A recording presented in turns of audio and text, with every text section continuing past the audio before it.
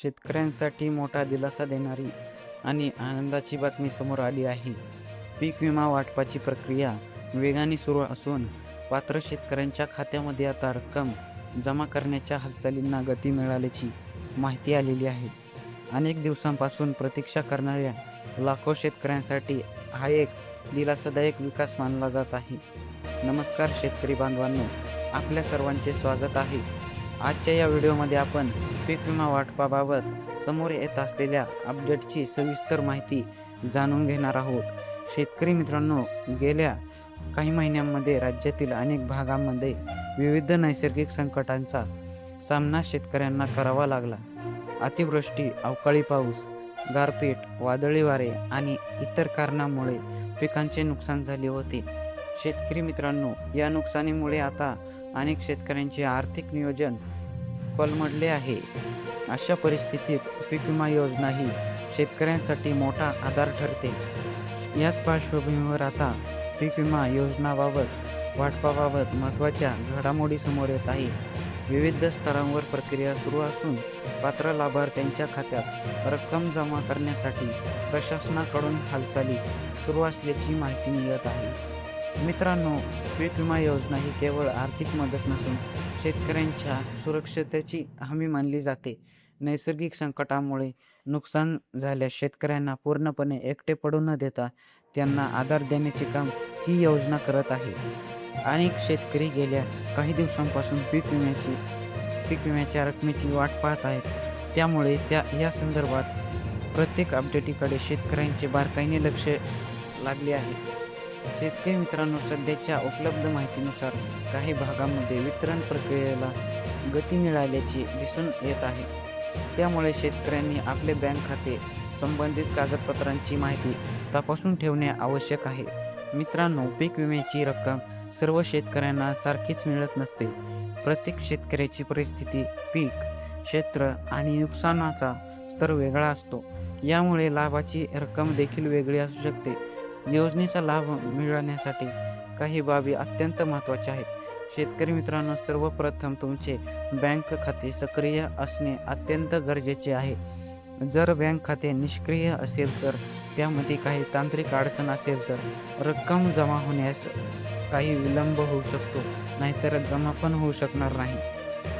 आता दुसरी महत्त्वाची बाब म्हणजे आधार कार्ड बँक खात्याशी लिंक असणे. शेतकरी मित्रांनो, आज बहुतेक शासकीय योजनांमधील निधी डीबीटी पद्धतीने वितरित केला जात आहे. डीबीटी म्हणजे डायरेक्ट बेनिफिशरी ट्रान्सफर.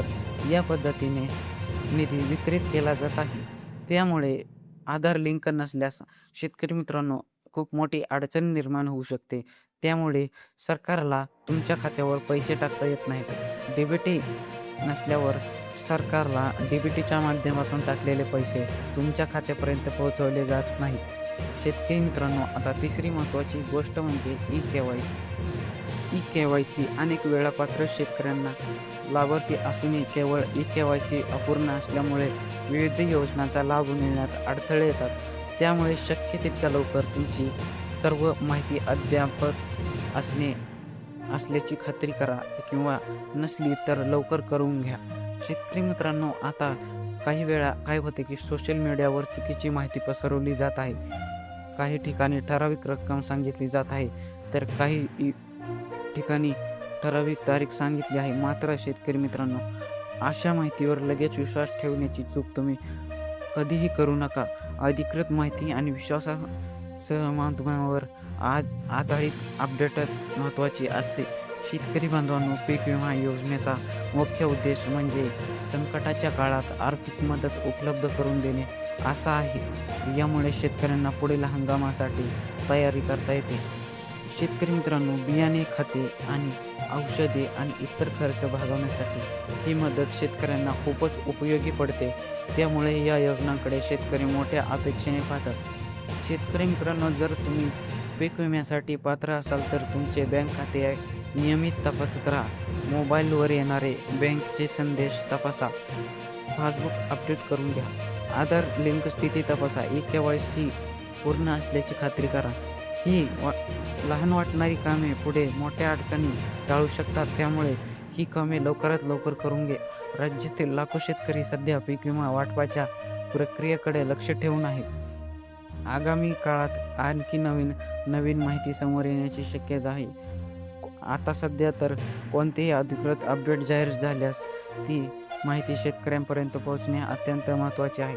मित्रांनो, पीक विमा ही शेतकऱ्यांच्या हक्काचा विषय आहे. त्यामुळे यामध्ये खोटी माहिती देणे हे चुकीचे ठरते. खरी माहिती दिली पाहिजे.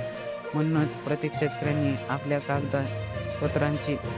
त्यामुळे शेतकरी मित्रांनो, आजचा हा व्हिडिओ जर तुम्हाला महत्त्वाचा वाटला असेल आणि माहिती उपयुक्त वाटली असेल तर व्हिडिओला लाईक करा आणि शेतकरी मित्रांपर्यंत ही माहिती पोहोचण्यासाठी व्हिडिओ शेअर करा.